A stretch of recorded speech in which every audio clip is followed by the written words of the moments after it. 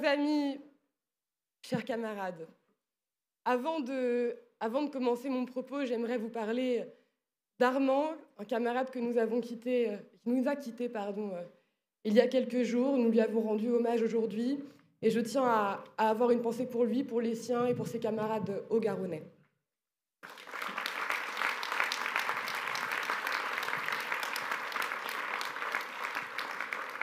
Chers camarades, pour commencer, je voulais vous dire le plaisir qui a été le mien de vous retrouver toutes et tous pour cette nouvelle édition de notre université d'été. Je souhaite remercier Olivier Faure, te remercier, cher Olivier, ainsi que toute la direction nationale du Parti socialiste de l'avoir rendu possible. Merci aussi, cher Marc, de nous accueillir dans ta ville de Blois. Je sais que tu as d'ailleurs aidé quelques jeunes socialistes à s'installer en terrasse. Des moments si importants que tu nous fais vivre ici. Merci également, évidemment, à tous les jeunes socialistes présents ici, qui l'ont fait vivre sur notre campus, plus nombreux encore que l'année dernière. Vous avez rendu cette université d'été possible. Ce deuxième rendez-vous des jeunes socialistes à Blois a été un grand succès. Fort de notre stabilité et de notre dynamisme retrouvé, nous avons fait vivre le débat, avec des controverses. C'est cela la force des socialistes. Prendre à bras le corps des sujets qui traversent et qui malmènent notre société pour leur donner un débouché politique. Alors, chers amis, chers camarades, je vous le dis, vous pourrez compter sur les jeunes socialistes pour faire vivre le débat au sein de notre famille politique. Et nous allons en avoir besoin. À l'heure où tant de Français sont exclus de l'emploi, à l'heure où émerge un nouveau prolétariat ubérisé, à l'heure où les classes moyennes voient leurs conditions de vie se dégrader d'année en année, à l'heure enfin où la richesse est si mal répartie dans la société, la situation nous oblige. Quand en France, 1 million de travailleuses et de travailleurs gagnent moins de 918 € par mois, on peut dire que le travail ne protège plus de la pauvreté. Femmes de ménage, aides-soignantes, AESH, assistantes maternelles, la sous-traitance, le développement à outrance de l'intérim, les temps partiels subis, ce sont les femmes qui en sont les premières victimes. Et cela, les camarades, a une origine. Le néolibéralisme qui a gangréné et empoisonné notre société. Le néolibéralisme qui enferme les femmes et les hommes et qui nous aliène. Et disons-le, chers camarades, nous ne sommes pas complètement étrangers à sa propagation. Le social-libéralisme a vécu. Alors, après en avoir fait l'inventaire, à nous de l'enterrer pour de bon. Nous ne ferons pas l'erreur, camarades, nous ne ferons pas l'erreur de porter de nouvelles lois travail ou autres réformes de droite. Depuis quelques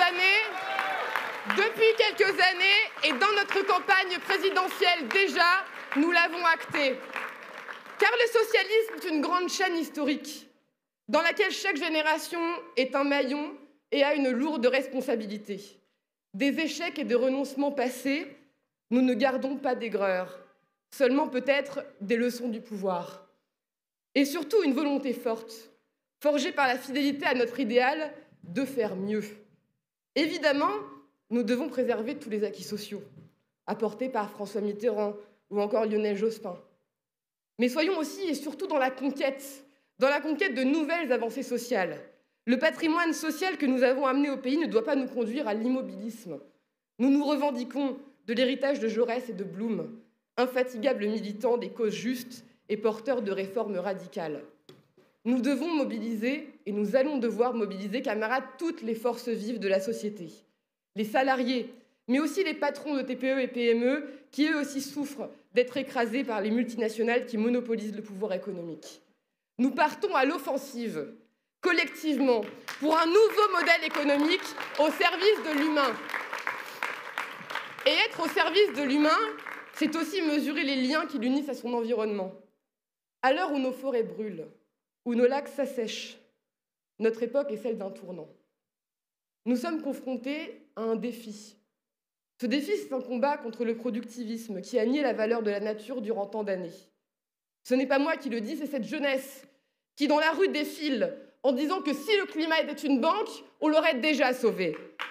Chers camarades, je comprends ces étudiants d'AgroParisTech qui ont posé un acte de refus, le refus d'un système qu'ils auraient dû perpétuer, refus d'être complices de cette course au profit et à la surconsommation. Le socialisme aujourd'hui doit être un socialisme écologique, une véritable et audacieuse reformulation de la question sociale. François Mitterrand disait en 1969 que le socialisme, c'est la libération de l'homme de toutes les forces qui l'oppriment. Il est temps de se rendre compte que ces forces économiques qui oppriment l'humain, ce sont les mêmes que celles qui détruisent la nature et notre futur. Le socialisme écologique, c'est celui qui rompt avec l'exploitation de l'humain d'une part et la prédation de la nature d'autre part. C'est celui qui acte que la liberté n'est pas l'abondance matérielle. Nous devons faire gagner l'écologie de l'espérance, du bien-être et du progrès humain face à celle des conservatismes et des privations. Notre écologie, c'est celle qui met en place une garantie d'emploi pour lutter contre le chômage tout en allant au bout de la transition. Notre écologie, c'est celle qui fait l'ISF vert pour que les grandes fortunes qui polluent le plus contribuent à l'effort national. Notre écologie, c'est celle qui porte la décroissance des activités polluantes et superflues pour la croissance des activités de bien-être. Notre écologie, c'est une économie qui ne prend pas plus à la nature que ce qu'elle peut récupérer et régénérer. Notre écologie, c'est taxer le kérosène des jets de Bernard Arnault. Vous l'aurez compris,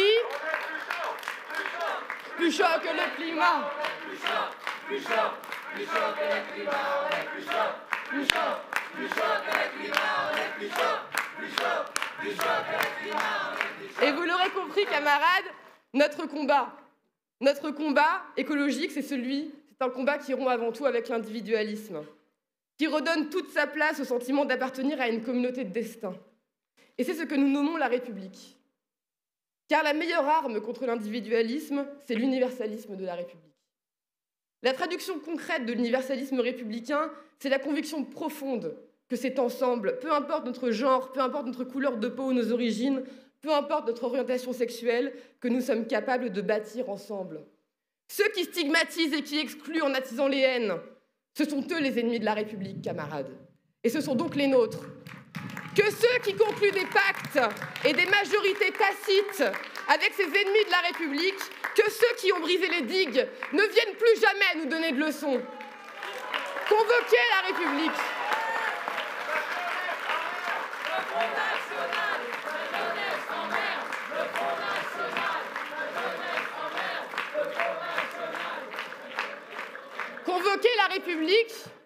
Convoquer la République ne doit toutefois pas nous empêcher de comprendre ses échecs, car c'est en ne tenant pas la promesse républicaine qu'elle a déçu et s'est coupée d'une partie de la population.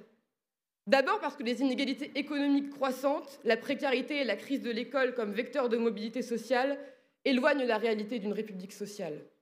Mais aussi parce que les discriminations continuent de ronger notre pacte républicain au risque de pousser certains au repli identitaire. Enfin, parce que notre système institutionnel ne parvient plus à favoriser la participation citoyenne. L'abstention en est le symptôme le plus criant. 87% des jeunes camarades ne sont pas allés voter. Et c'est en gardant à l'esprit nos 4 défis, social, antiraciste, laïque et démocratique, que nous referons de la République un pilier aux yeux de nos concitoyens. Nous n'avons pas peur de révéler les insuffisances de ce qui est pour mieux atteindre ce qui devrait être.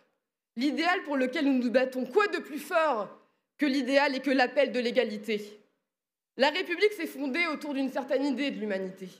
Cette humanité héritée des Lumières, c'est ce qui conduit ces valeurs à être universelles. Ce sont celles-ci qui nous conduisent naturellement à défendre le peuple ukrainien face à l'agression de Poutine, qui doivent nous engager à défendre la démocratie à Taïwan, à défendre les Ouïghours, à soutenir les combattantes kurdes et à lutter pour la liberté des femmes en Afghanistan. Nous n'accepterons aucun relativisme culturel qui viendrait échelonner des soi-disant degrés de civilisation et qui conduirait les ennemis de l'égalité à gagner partout. Nous savons d'où nous venons et nous mesurons l'ampleur de la tâche qui nous attend.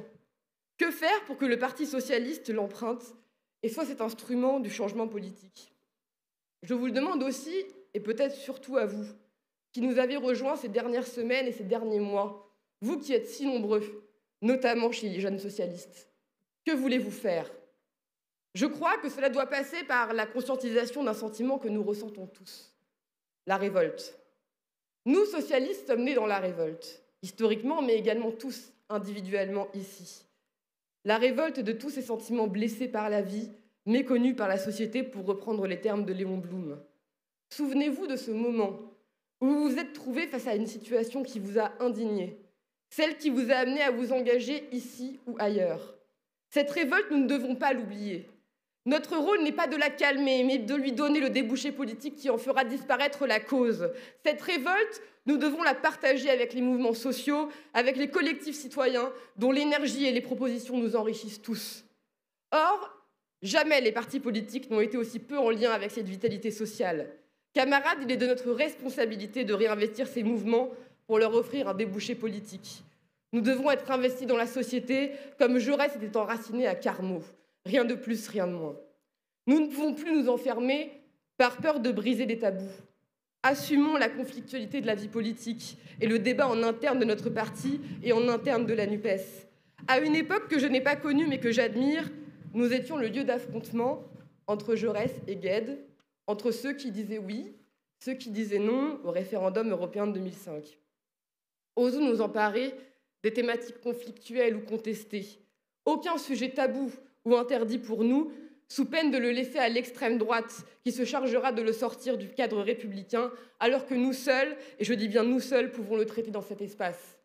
À la veille d'un congrès qui n'aura pas le droit d'être comme les autres, ne nous interdisons pas de penser et assumons d'être cette armée nouvelle, composée de combattantes et de combattants qui feront vivre le socialisme et nos valeurs. Jeunes socialistes, nous sommes les détenteurs de l'espérance, face aux tenants des passions tristes. Albert Camus nous le disait, le monde n'a pas besoin d'âmes tièdes, il a besoin de cœurs brûlants, sachant faire à la modération sa juste place. Je le sens, mes camarades, vos cœurs, nos cœurs sont brûlants d'envie. Envie de changer cette société, de contrer les dérives du capitalisme pour arriver à notre modèle, où ceux qui naissent avec rien ont les mêmes chances dans la vie que ceux qui naissent avec un pactole. Alors, en socialiste, offrons à voir un futur éclatant. Vive le socialisme et son parti, vive les jeunes socialistes et vive la gauche!